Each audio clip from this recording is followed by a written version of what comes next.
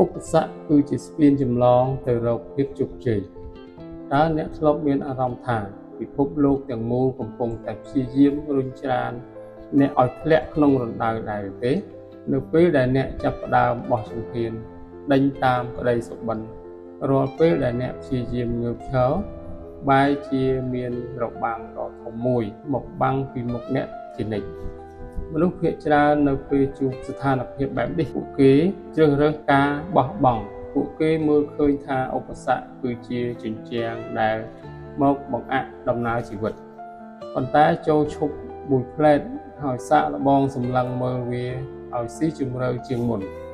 តាមពិតទៅឧបសគ្គមិនមែនជាសត្រូវដែលមកបំផ្លាញអ្នកនោះទេតែវាគឺជាវត្ថុធាតុដើមដ៏ល្អបំផុតសម្រាប់សាងសង់ស្ពានទៅរកភាពជោគជ័យ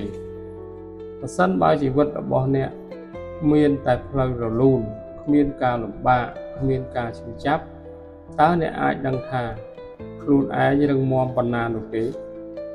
សូមប្រឡេកមើលត្បូងពេជ្រវាមិនមែនកើតមកមានពន្លឺភ្លឺផ្លេកភ្លាមនោះទេប៉ុន្តែវាត្រូវឆ្លងកាត់សម្ពាធយ៉ាងធ្ងន់ធ្ងរនៅក្រោមផែនដីរាប់លានឆ្នាំសូមប្រឡេកមើលដែកថែបដ៏មុតស្រួចវាក៏ត្រូវឆ្លងកាត់ភ្លើងដែលក្តៅបំផុតនឹងការដំដែលឈឺចាប់បំផុតទើបអាចក្លាយជាអាវុធដ៏អស្ចារ្យបានជីវិតមនុស្សយើងក៏ដូចគ្នាដែរ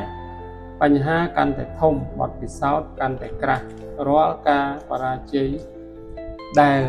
អ្នកបានជួបវាមិនដែលជាការបញ្ចប់នោះទេ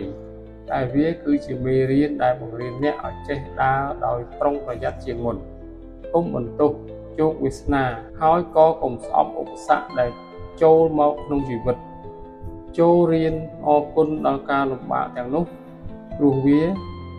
ជាអ្នកបង្រៀនឲ្យអ្នកក្លាយជាមនុស្សម្នាក់ដែលខ្លាំងជាងមុនក្លាហានជាងមុននិងមានតម្លៃជាងមុននៅពេលដែលអ្នកជួបផ្លូវតរចូលស្វែងរកវិធីសង់ស្ពានឆ្លងកាត់វានៅពេលដែលអ្នកជួបព្យុះភ្លៀងចូលរៀនរាំនៅកណ្ដាលដំណក់ទឹកភ្លៀងមិនមែនរងចាំឲ្យមេឃស្រឡះនោះទេ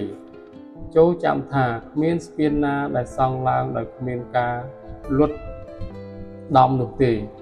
ហើយក៏គ្មានភាពជោគជ័យណាដែលបានមកដោយគ្មានការលះបង់នោះដែរភាពជោគជ័យដែលផ្អែមល្ហែមបំផុតគឺជាភាពជោគជ័យដែលបានមកពីការឆ្លងកាត់ការលំបាកបំផុតដូច្នេះចូលបន្តដើរទៅមុខដោយស្នាមញញឹមទោះបីជាមានឧបសគ្គនៅចំពោះមុខក៏ដោយព្រោះនៅត្រើយម្ខាងនៃស្ពានដែលសង់ដោយការអត់ធ្មត់និងការតស៊ូរបស់អ្នកគឺជាពន្លឺនៃក្តីសុបិនដែលអ្នកបានប្រាថ្នាទុកឧបសគ្គមិនមែនជាផ្លូវទាល់ទេតែវាគឺជាស្ពានតែមួយគត់ដែលនាំអ្នកទៅកាន់ភាពអស្ចារ្យជឿជាក់លើខ្លួនឯងហើយបន្តដំណើរទៅមុខទៀត